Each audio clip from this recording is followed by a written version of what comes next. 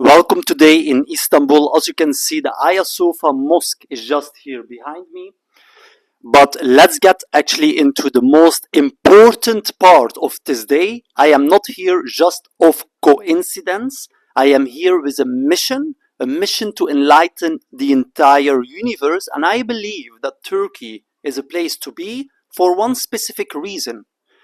Only in Turkey you will find that cats aren't afraid of humans, what means Turkey has understood that a Muslim is not known by his voice or words, but actually a Muslim, a true Muslim, is actually known by his characteristics. And that's the first step.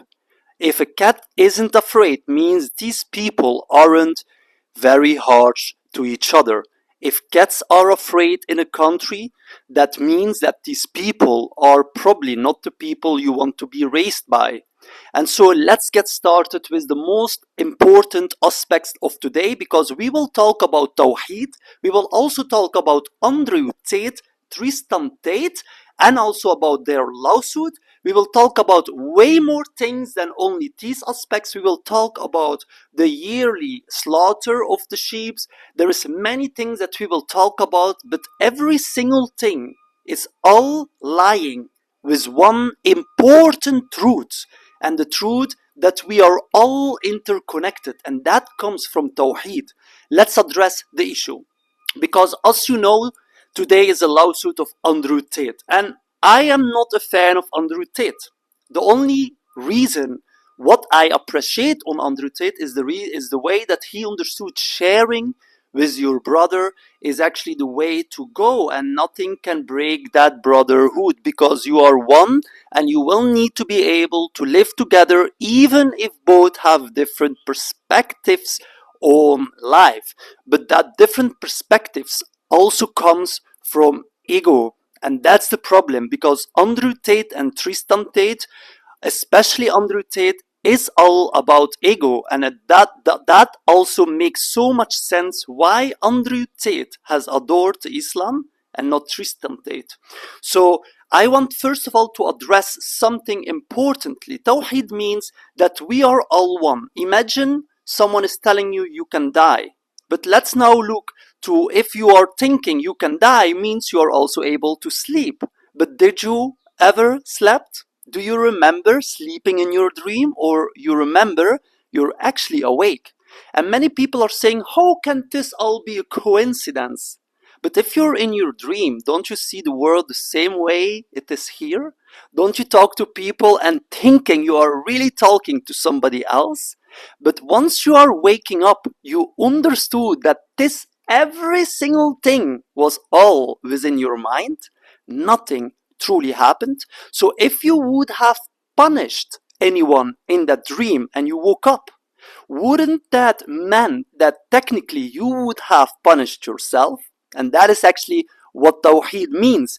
If we are all one, then if you are hurting one, it's meaning you hurted yourself. That's why you have to take care for cats. It's not, or I like cats. No, it's an obligation. If you want to say you are Muslim, if you truly want to care for the world, then this is an obligation. It's not or I like it, or I want it. No, it's just an obligation. That's being part of being Muslim, being human. Because what is Muslim is just being human. Otherwise, you live for yourself and not for others. And by that, division will happen, and that eventually leads to war, because every single action and even thought has a ripple effect. It could be negative or even positive, depending on what you are doing. But now let's take a look closer to now that Andrew Tate story, because everyone wants that Andrew Tate gets punished for whatever reason they have done in the past. But by doing that, you are essential the real terrorist. Let's explain it to you. Let's say you have your kid, and you think for some reason, I don't care, whatever reason you can mention up, you think it is justified to even lift one time, one finger on your own kid. The moment when you will do it, first you will see the kid just crying. Next day you think, you know what, it's all over. the kid doesn't remember it. But you missed something. The 24 hours time zone just has surpassed. And that means that from now, your kid, his new reality is being shaped, and also yours, because your kid understood that if you are in an argument and you do not know how to express yourself, that it is okay to punish somebody else. And so now that he will go to school, he will be in an argument and he will not understand how to speak or how to express himself properly. And so what will he do? He will learn exactly from their parents' behavior. And as their parents were punishing, so he will do the same. But then now, the strange thing is the school will of course call the parents. And these same parents, thinking that they do not need to think for themselves or to be kind or to change their perspectives, are now surprised because, oh my God, why did you do that? I don't like it. And how will they express how they don't like this behavior?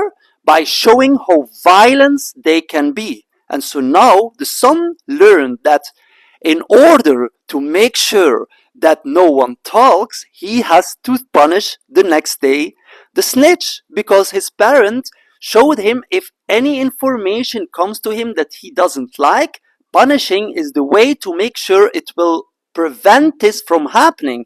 And so the son learned, I will now try to prevent this from happening by punishing and making sure the bully doesn't will try not the snitch doesn't will try to snitch again. And by that I can keep punching, I can keep doing whatever my daddy has taught me or my mommy has taught me. And by that we have a society that eventually will lead to extreme violence, that eventually could turn into a president, and that person could be crazy enough to maybe click on a wrong button that eventually causes more harm. So we have to understand characteristics is the most important aspect, and for no reason in the entire world it is okay to harm or even lift a finger or on anyone, especially not your kids. Because if you can do it on your kids, what will prevent you from doing it on somebody else that doesn't is a direct blood? Because our eyes perceives us. It's so easy to think that we are all different people, isn't it? Very easy, because that's what the eyes are seeing. But beneath the ocean, you will find that there is a way bigger truth. And that truth is that we are all, even from the smallest atoms, all are interconnected. And we are here with a bigger consciousness trying to reshape the world, trying to understand how to create that reality where it is able to live with more people in peace, love, and harmony. But we have to understand what is leading